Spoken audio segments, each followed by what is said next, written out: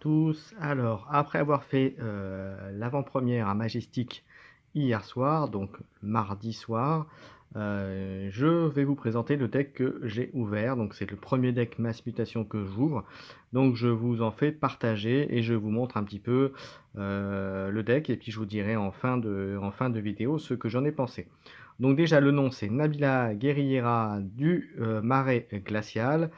Et donc la maison, les maisons qui sont concernées par ce deck, c'est Logos, Indompté et Novaliance. Allez, on va voir ce qu'il y a et on commence par les Logos. Alors, le premier, c'est la fausse rugissante que vous connaissez déjà. Ça donne une ambre et ça permet de piocher une carte en plus. Voilà. On continue, où on en a l'embrouilleur, une ambre, et ça empêche de voler, donc c'est plutôt pas mal. Et j'ai l'impression qu'en logo c'est assez commun comme carte de ce que j'ai pu voir pour l'instant. Ensuite, on a la boucle causale. Alors j'avoue que je suis assez mitigé, mais ça peut être sympathique si vous la combotez bien avec d'une bonne carte. Mais voilà, donc l'effet c'est plutôt sympa. Vous la jouez et ça vous permet de l'archiver et ainsi qu'une autre carte de votre main. Donc c'est plutôt sympathique. Le principe d'effervescence que tout le monde connaît, donc ça c'est plutôt sympathique. On a Yvan le Pépère, un mutant scientifique qui a 4 de force. Et en action, si votre adversaire possède un nombre pair, vous lui volez un. Donc situationnel mais sympathique. Et il a le trait mutant et vous allez voir dans ce deck, ça peut avoir son importance. Alors, ensuite, on a une carte qui peut être très forte, mais qui dans ce deck-là, vous allez voir, je suis assez mitigé, c'est Fission en fleurs.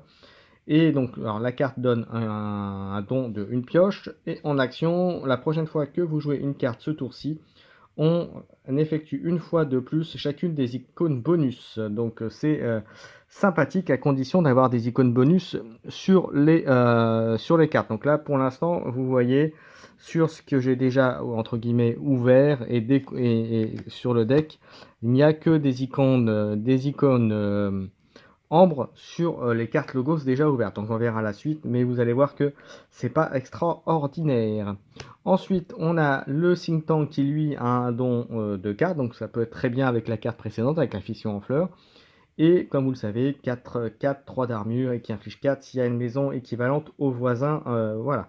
Des créatures. On continue. Une nouvelle carte, grand robot prescripteur, provocation hasard 3 et en moisson on enrage une créature. Donc c'est plutôt pas mal, c'est une bonne petite créature, on oblige à aller la frapper, voilà, c'est une bonne petite créature. Alors c'est pas trop dans la synergie logos de manière générale, mais ça peut vous permettre de gagner un petit peu, de protéger les créatures qui sont intéressantes pour vous. Ensuite, le grignoteur. Alors, si j'ai bonne mémoire dans ce donc j'en ai deux. Alors, ça fait quoi, ce petite chose? Vous allez voir, moi j'ai une créature que j'aime bien. C'est escarmouche. Et en combat, vous pouvez défausser une carte logos de votre main pour gagner une ombre. Donc c'est plutôt sympathique. Voilà, c'est surtout escarmouche. Ça permet de gagner de l'ambre. Voilà, c'est plutôt sympa. Et c'est aussi un mutant. Voilà, le précédent n'était que robot. Ensuite, on a la recherche d'intrus. Ça donne un don à une autre carte pour faire un dégât et ça empêche de moissonner. Donc ça peut être pas mal situationnel. Je suis pas ultra fan, j'avoue. Voilà. On a ensuite un autre mutant, le post-club winner pour 2 et détruit, archiver la carte du dessus de votre deck. Voilà, donc c'est assez classique, rien d'exceptionnel. Donc voilà, c'était pour la maison Logos. Donc vous voyez, c'est pas foufou, à part le fait qu'il y a quand même 3 mutants, je crois, de mémoire. Donc voilà, voilà, c'est pas extraordinaire, on va dire. Ensuite, on continue avec Novaliance dans ce deck. Vous avez une carte qui est soumettre en action, infliger un dégât à une créature et sonner là. Donc ça peut être c'est pas mauvais. Alors hier je l'ai beaucoup utilisé sur des créatures même qui avaient de l'armure, mais bon l'effet de sonner est quand même fort. Et puis surtout vous gagnez aussi une ambre à la jouer, donc voilà, ça vous fait gagner un peu de temps. C'est pareil, c'est pas extraordinaire, mais c'est toujours ça de prix. Et puis ça permet d'enlever aussi une protection, donc ce qui est un ward, donc ça peut être sympathique. Alors ensuite, une carte que j'aime bien et qui sert beaucoup, c'est l'alerte rouge. C'est toujours pratique, situationnel, mais ça peut retourner une partie si bien utilisé. Donc je vous rappelle, ça fait que si votre adversaire a plus de créatures que vous, et ben la différence entre vos nombres de créatures, c'est ce que va prendre ces créatures. Concrètement, il a 4 créatures, vous en avez une, et ben vous infligez donc la différence, 3 dégâts à toutes ces créatures, donc c'est plutôt très très fort à bien utiliser.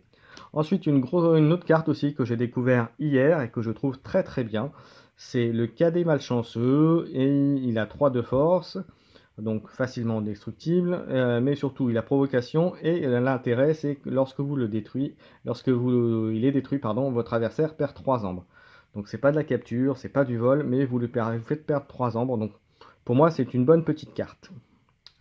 Ensuite, on a une autre carte que j'ai découvert également hier, collision hadronique. On joue, on enlève la protection d'une créature, donc un ward, et on inflige 3 dégâts, et ça peut pas être annulé par une armure, donc c'est plutôt sympathique. Je trouve sympa. Après, le reproche qu'on pourrait faire, c'est que ça ne fait pas gagner d'ambre, ça ne fait que 3, mais bon, ça enlève une ward quand même, et puis surtout, ça évite l'armure, donc contre du Sanctum, ça peut être sympathique aussi, ça peut être pas mal.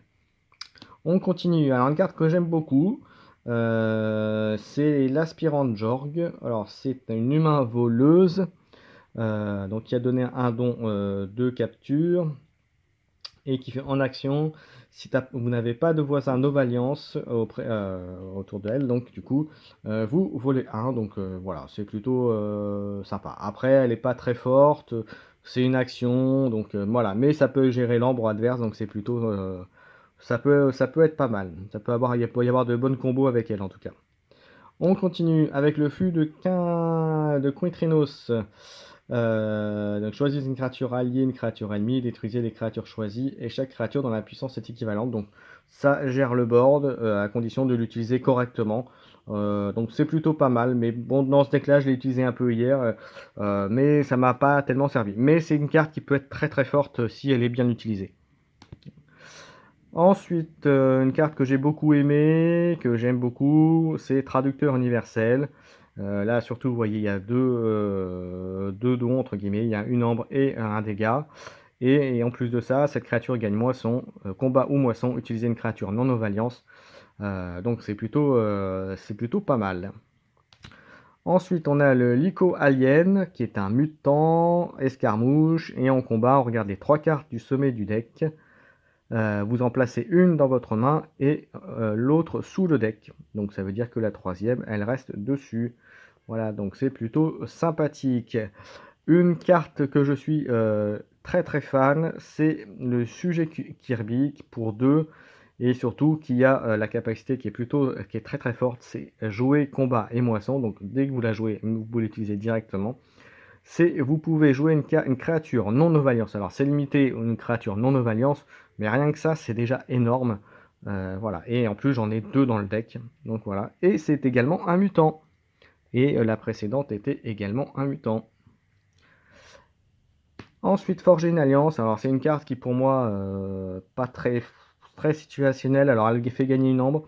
Elle permet de... Alors c'est quand même un kit sheet, mais les cas, ça sera certainement fort dans certains decks. Mais j'avoue que je suis pas fan. Forger une clé à plus 7, réduit de 1, maximum de 6 pour chaque maison représentée parmi les cartes en jeu. Donc vous payez quand même plus cher. Alors même ça vous permet de forger une clé à votre tour, donc c'est ce qu'on appelle un kit sheet, mais vous aurez rarement l'occasion d'utiliser. Donc voilà, voilà, c'est mon point de vue au moins sur cette carte. En l'explorateur, vous le connaissez, ça n'a pas changé. Et voilà pour le Novalliance. Alors, moi je trouve que le Novalliance, là pour le coup, est plutôt pas mal. Il y a des bons trucs, et il y a des bonnes combos, il y a des bons mutants. Voilà, enfin pour moi le Novalliance est meilleur que le Logos pour ce deck. On continue. Les Indomptés. Alors, on continue avec Communion. C'est un Oméga, donc dernière carte que vous pouvez jouer, mais c'est très fort, vous perdez tout l'ambre, vous gagnez 4. Donc vous imaginez en fin d'action, boum, hop là, vous terminez à 4 ambres. Donc c'est plutôt ça. Alors c'est clair, vous ne forgez pas, mais vous passez 4. Vous voyez, imaginez en première carte, Premier tour, boum, vous jouez ça, vous avez 4 ambres, vous partez déjà avec un petit avantage. Donc c'est plutôt très fort. Ensuite, on a la fée noire qui est une mutante également, escarmouche, et en combat, gagner 2. Donc combiné avec l'escarmouche, bah, vous êtes sûr de faire 2, hein, de gagner 2 ambres. Donc voilà, c'est plus intéressant que le moissonnage, a priori. Donc voilà, 2 ambres, c'est plutôt très fort. Une carte que j'ai beaucoup aimée, à part le fait, alors il y a des dons, mais comme déjà dit dans des vidéos, je crois que c'est Cléonis qui disait ça, et il me semble que Mizar aussi, mettre des dons sur des artefacts, c'est pas top, puisque généralement les artefacts, vous allez les jouer, mais vous allez très rarement vous en débarrasser, même si ce que j'ai pu constater sur les quelques parties d'hier, et en regardant un petit peu les parties autour de moi, c'est qu'il y a quand même beaucoup de gestion d'artefacts, beaucoup plus qu'avant. Donc les artefacts sont plus facilement sujets à être défaussés ou à détruits, voilà, voire purgés, puisqu'il y a aussi beaucoup de purges. Alors qu'est-ce que ça fait? C'est une carte qui est pour moi aussi, bien utilisée, peut être très forte, puisqu'en Omni, donc, même si c'est pas votre tour indompté, vous soignez un dégât sur chaque créature alliée. On continue. Ensuite, territoire dénifleur. Bon, ça vous connaissez déjà, ça donne une ambre.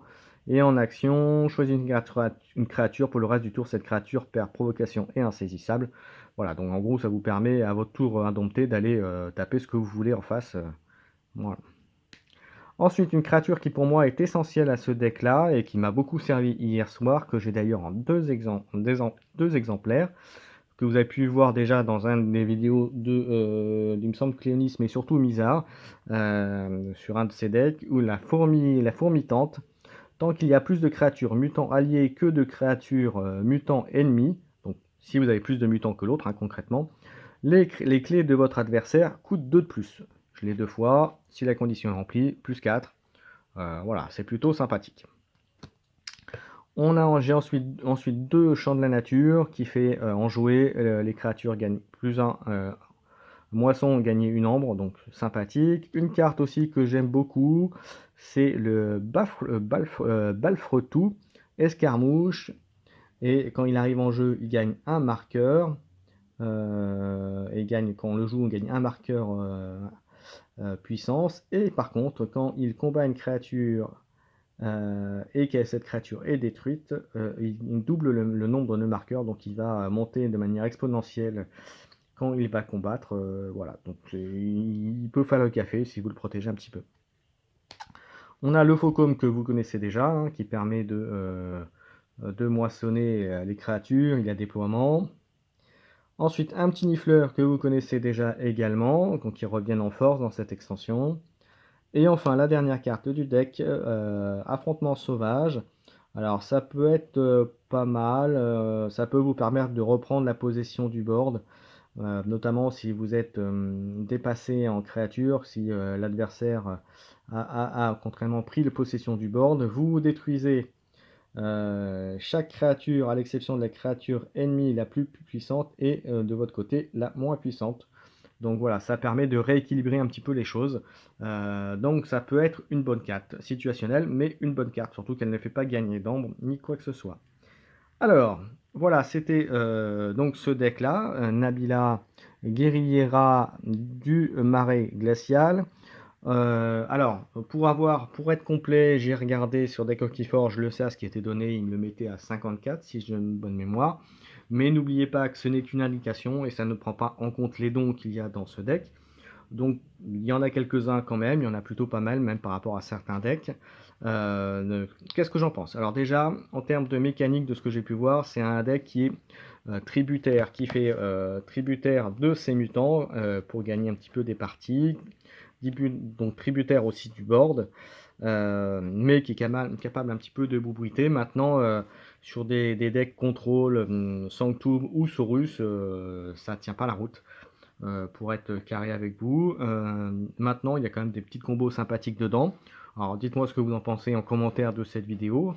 Donc voilà, c'était le premier deck que j'ai ouvert. Je vous donne rendez-vous. Alors, en ce qui me concerne, je serai donc à Majestic la semaine prochaine, le 29 au soir, pour la deuxième avant-première là-bas. Le kit de tournoi sera pareil, le kit Mars. Il y aura un tapis Mars à gagner, quelques decks et puis, ce que je vous ai montré là, hein, des trucs, en plus des clés, des chaînes Mars comme je vous avais montré sur la vidéo, d'AP. Donc ça c'est le 29. Je serai également le 4 juillet à Uchronie, pour l'avant-première. Je serai également le 9 juillet pour l'avant-première qui est organisée par l'AFK. Et sinon pour les Parisiens, je vous signale que vous avez une autre avant-première demain jeudi le 25 au café jeu Mésia qui se trouve dans le 10e si je ne me trompe pas. Donc n'hésitez pas à y aller, ça vous donnera l'occasion de, si vous n'avez pas encore fait, de découvrir Mass Mutation. Voilà, donc c'est une très bonne extension à mon goût. Alors ça va clairement avoir des decks déséquilibrés, dans le sens où c'est les dons qui vont beaucoup bouger. Au-delà de la constitution des decks, la notion de don va un peu modifier tout cela.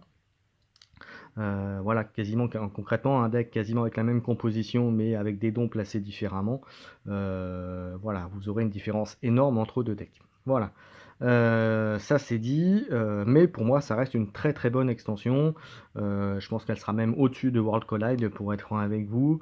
Alors la référence c'est quand même l'appel des archontes, c'est la première, hein, Kota. Mais en tout cas ça se rapproche très fortement de la puissance entre guillemets de Kota et des mécaniques et des combos monstrueuses qu'il peut y avoir. Voilà mon petit avis sur cette extension. Donc je vous donne rendez-vous, je vous dis à bientôt. Prochaine vidéo qui forge, a priori ce sera certainement soit un autre deck, mais là il faudra attendre un petit peu, soit un autre deck, soit une vidéo explicative de comment jouer à Keyforge, parce que je ne l'ai toujours pas fait sur ma chaîne. Donc il faut réparer cette petite erreur. Voilà, à bientôt tout le monde, amusez-vous bien, et puis comme diraient nos confrères youtubeurs et Cléonis, forgez bien vos 3 clés. À bientôt tout le monde.